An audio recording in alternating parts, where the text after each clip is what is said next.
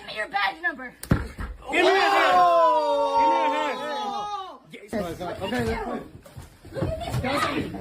Look at this Come on, Kelsey, you have a word for the arrest. Don't fight it. Look at this Hey, Kelsey, you have a word for the arrest. Don't fight it. You can't just break into my home. You can't just break into my home. You can't just break into my home and arrest me. Why are you grabbing her like that? What are you doing? Why is he beating her up? Why is he beating her up? Does he Why are know you this beating me girl? up? Why is he What beating the her f*** are you up? on top of me? April, record this. I'm They're recording. literally on top of me. I am Look recording. at them. Hey, here, Gallardo. I got Why is he beating her up? Why are you letting her beat him up? Beat her Why the up. fuck are you hitting No, me? get this They one. tased me 3 times. I know. And they're literally holding me hostage. I know. They're literally pinning me down. This mother is literally gonna Kelsey, break stop. my Kelsey, arm. for your hand. You're gonna break her arm, dude. Why don't you ask me what to What do? is your name? Give me your Officer arm. what? Give me your hands. This is an insane video out of El Paso, Texas. More insane, the department's response, which we'll share momentarily. I want your badge numbers. Give me your Give hands. me your badge number. Give me your hands. Give me your badge number. Give me your hands. Give me your hands.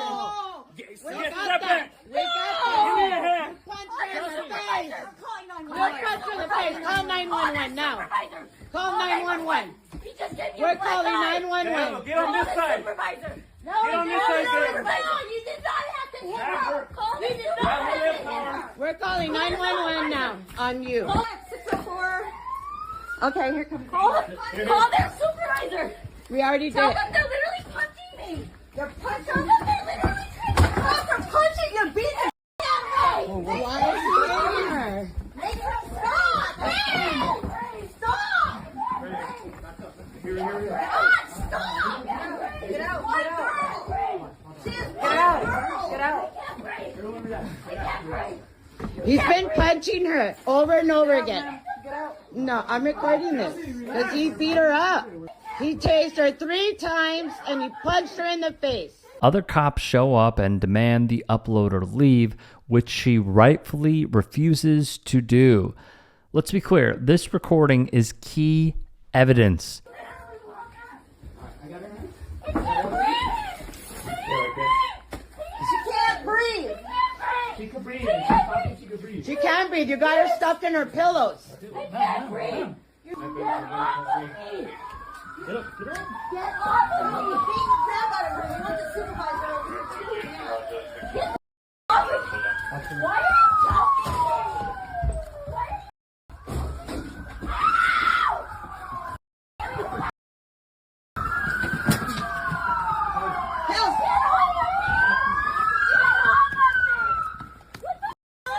We don't need all this for one person. What exactly is the story here? Let's get into it. First, here is the police chief, Peter Pasillas, defending the cop.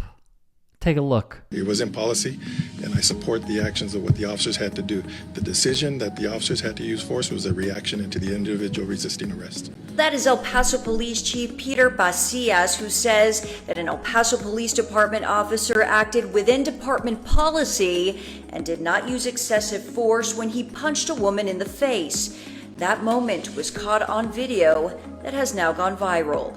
I'm Natasha Paloma, trending reporter with the El Paso Times. Here's what you need to know. Now, this is the video that we're talking about. They're literally pinning me down. We want to warn you, this video is graphic and may be disturbing for some. Now, you can see this chaotic scene of officers attempting to arrest Kelsey Renee Hufford on April 1st at a home in central El Paso, who was being arrested on an outstanding warrant for assault causing bodily injury involving family violence. Now, Hufford resists arrest as the 2 officers attempt to handcuff her while she's pinned to the floor. Then an officer only identified as A. Tavera punches her in the face. That moment hard to watch, and despite this video causing concern from the public, Pacia says he believes the community still has good relationships with the police. We've always been committed to transparency and training our officers and our community. We have a 68% of our community feels that they're safe. And that's telling me that our officers with the community relations and the effectiveness of our officers out there on the street are doing an excellent job in policing our community and making sure that the victims are protected out there. Let me be clear about this real quick. The police chief should resign. He should not be in this position to say the things that he did. What we saw on video is flat out indefensible. Ironically, he would state, "That's how I was raised. You treat everybody decently and you respect people. I want people to understand that's where I come from." Clearly, he doesn't mean it.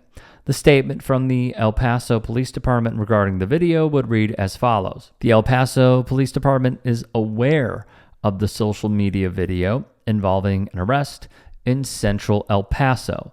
Officers were locating a suspect wanted for family violence/assault. Force was used during the apprehension.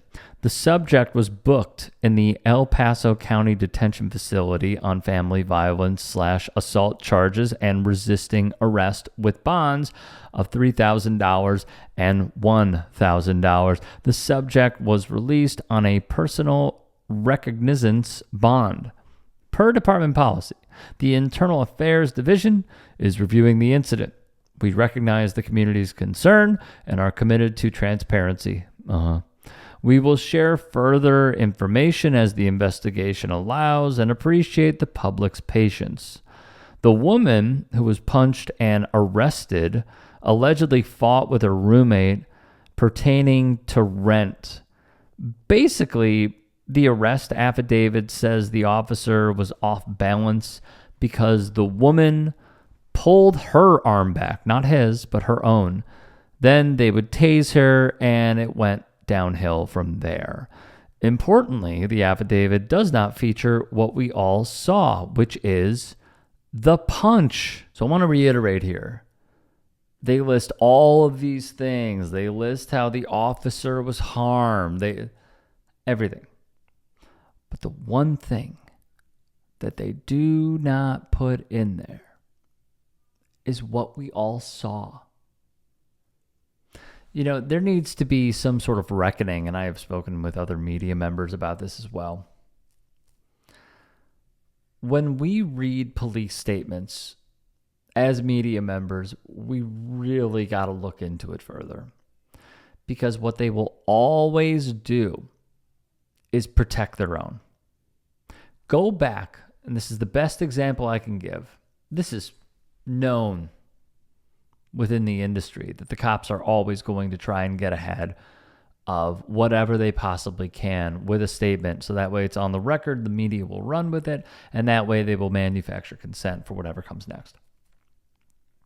Look at the first police statement from George Floyd, obviously, from the Minneapolis Police Department after Derek Chauvin killed George Floyd. Look at what it said. That will tell you everything about how they do things. I find this to be very troubling. And what's even more troubling is this police chief was hired because the previous one passed away, and he said that there is going to be accountability for infractions from his police officers and also misconduct. And yet here he is, just going right on by with business as usual. It's pathetic. And for those in El Paso, start making some noise. Start really getting out there and having a few moments that will reach across the country, because this is completely unacceptable. If you can and are willing, please become a paid member here at TYTSports. And or go to tyt.com/join. In addition, you can follow me on Twitter, Instagram, and TikTok. Appreciate it. Have a great day.